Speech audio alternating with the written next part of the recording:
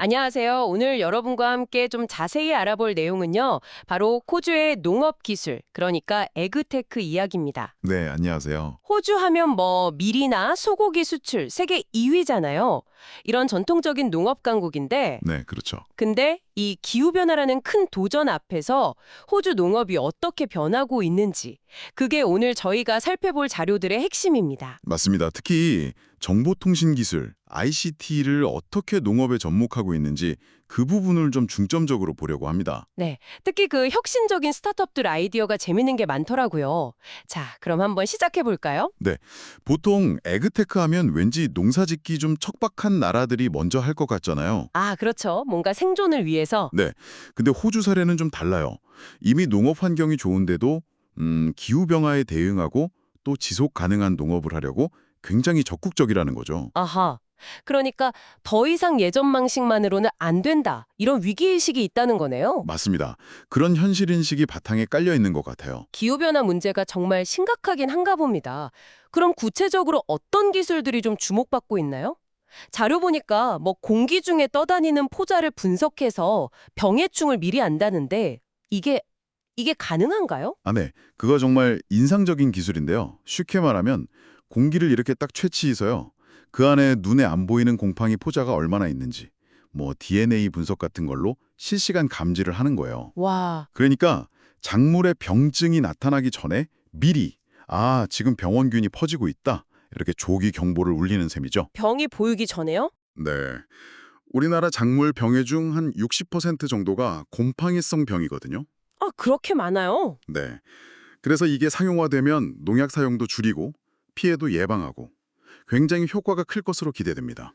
이야, 이건 뭐 농업의 패러다임을 바꿀 수도 있겠는데요. 근데 여기서 더 나아가서 앞으로는 더 작은 박테리아나 바이러스까지 잡겠다고요? 뭐 전자현미경이랑 AI를 쓴다던데. 네. 그게 이제 다음 목표인 거죠. 세계 최초로 시도하는 거라고 하더라고요. 정말 대단한 도전이죠. 정말 대단하네요. 또 다른 거 허미로운 건 없었나요? 아, 수직 농장 이야기도 있었죠. 아, 네, 맞아요. 수직 농장. 근데 이것도 좀 접근법이 달라요. 예전에 미국 같은 데서 대규모로 하다가 좀 뭐랄까 운영비 문제로 어려움을 겪었잖아요. 네, 맞아요. 초기 투자도 크고. 그걸 이제 반면교사로 삼은 거죠. 호주 스타트업은 냉장고 크기의 아주 작은 모듈을 개발했어요. 네, 냉장고 크기요? 아, 그렇게 작으면 뭐 얼마나 생산한다고 사업성이 있을까요? 그게 핵심인데요. 양보다는 가치에 집중하는 거예요. 예를 들면 식용꽃이나 아니면 마리크로그린이라고 아주 어린 싹채소 있잖아요. 아, 네네, 비싼 거. 네, 작지만 비싼 그런 고부가 가치 작물을 키우는 거죠. 그리고 더 중요한 건 이 모듈을 레고 블록처럼 계속 쌓을 수 있다는 거예요. 필요하면 얼마든지. 아하, 쌓아서 규모를 키운다. 그렇죠. 그러니까 처음엔 작게 시작해서 사업이 커지면 모듈을 더 늘리면 되니까 초기 부담도 적고 굉장히 유연하죠. 아주 똑똑한 방식이에요. 와, 실패해서 제대로 배운 거네요. 효율적이고 유연한 모델. 그렇군요. 아, 그리고 호주 하면 또 기후변화 관련해서 고질적인 문제가 산불이잖아요. 이쪽은 좀 어떤가요? 근데 산불 대응에도 이 에그테크 기술이 아주 적극적으로 쓰이고 있습니다. 예를 들면요. 아주 외딴 지역에 자동 센서를 설치해놔요. 네. 그래서 연기가 감지되면 바로 드론이 떠서 실제 상황인지 확인하고 자동으로 소방서에 신고까지 하는 시스템. 이런 게 구축되고 있군요. 이야, 자동으로요. 네. 네. 심지어는 그 산불에 불씨가 될 만한 거 있잖아요.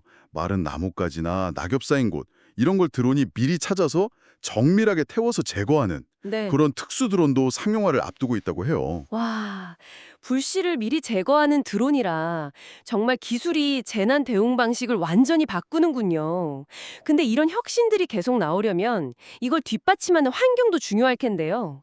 생태계라고 하죠. 물론입니다. 뭐 창업 보육 시설이라든지 투자 시장 활성화라든지 이런 게 잘 돼 있는 게 큰 힘이죠. 그런데 여기서 진짜 의외의 사실이 하나 있어요. 네, 어떤 건가요? 이런 에그테크 혁신을 이끄는 사람들이요. 우리가 흔히 생각하는 그런 젊은 청년 창업가들이 아니라는 거예요. 정말요? 네. 자료를 보면 만난 창업자 절반 이상이 중장년층이었다고 하고요. 음. 심지어 은퇴하고 나서 창업하신 분들도 꽤 있었다고 합니다. 그건 정말 좀 의외인데요. 스타트업 하면 보통 젊음, 패기 뭐 이런 걸 떠올리는데 농업 기술 쪽은 좀 다른가 보네요.